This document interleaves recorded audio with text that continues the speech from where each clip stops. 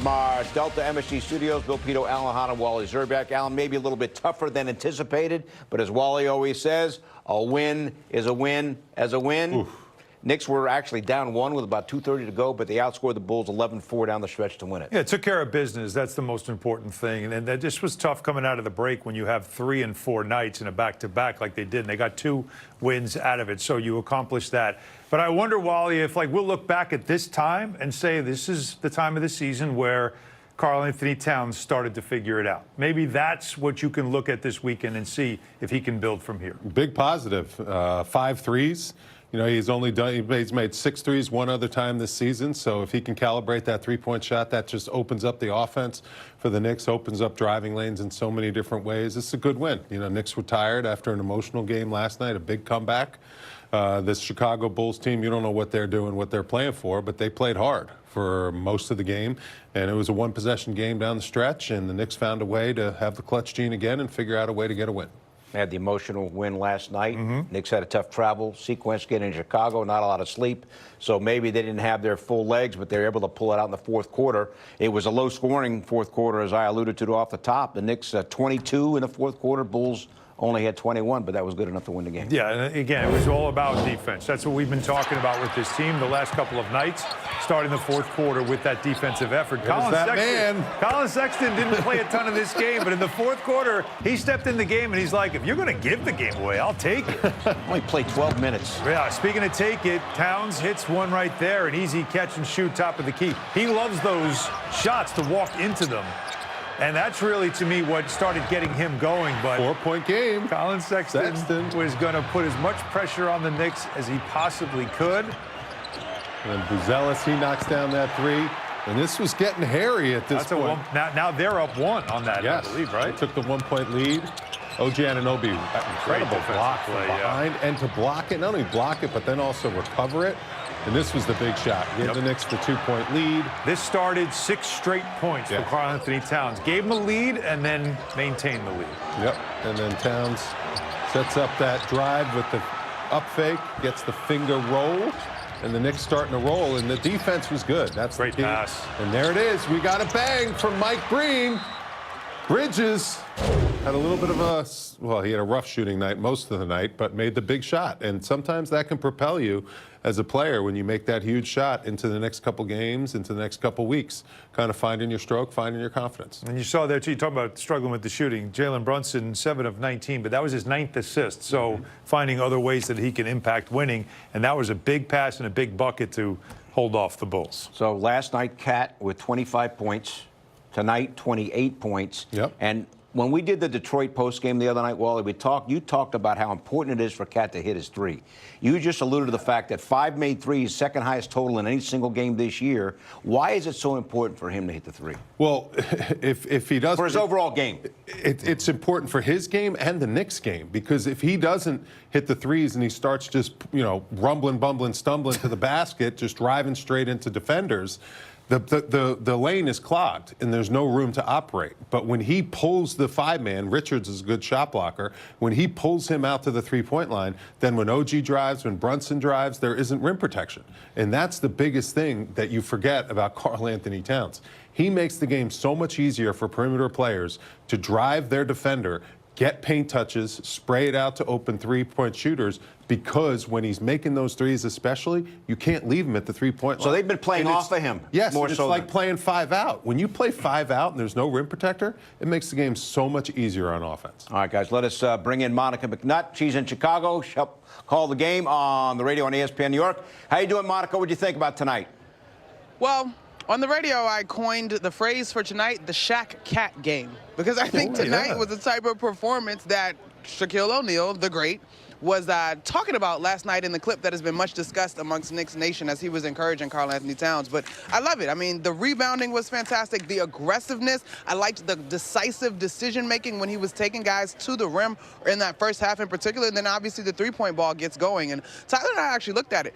And he came up short of 30, I understand. But we haven't seen a 30-point performance from Karl-Anthony Towns since Atlanta, the game after Christmas Day. So I thought this was a great reminder of how important he is and who he can be for this team. All right, guys, tonight's thrilling moment brought to you by FanDuel Casino. Get your thrill on. He's been below his standard from three-point range. Again, well, I can get him going. Maybe a little thank you to Shaq for getting him going, a little motivation. Be dominant every night. And doing it against a fellow Kentucky Wildcat. He loves to go up against those other Wildcats and Nick Richards. He seems to get a little bit of extra to show that he's the top cat, so to speak, coming out of Kentucky. I see what you did there. Top cat. Okay. Yeah. There you go. He's sharp tonight. Wow. All right, Wally. Monica, Jalen Brunson, we talked about him maybe not scoring as much as normal, but 9 assists, and the key assists there down the stretch to Mikal Bridges were the key 3 that iced the game. That was a big win. And look, guys, and Wally, Han, Pito, you've been around long enough to know this. I do believe, and we all have seen, that the game does sort of dictate what you need. And we are not saying that every night a guy has to have X line. Yes, players have come to have expectations and to have roles on this team. But I do think the phrase that I think of from a coach was to be selfish in a team way, right? Like tonight, and even we saw it last night, it took the fourth quarter before Jalen Brunson got into his scoring bag. But when he did, it was huge and important. Tonight, those 9 assists, the rest of his teammates were going. Like, you got to understand your role on any given night, and I thought Jalen Brunson did a really good job of that. The thing that I was watching, though, too, y'all, was those defensive lineups late. Same kind of thing that we saw versus the Rockets. This was a team that was getting up and down the floor, and it required a level up and focus late in that fourth quarter to make sure that the Knicks came up with the necessary stops.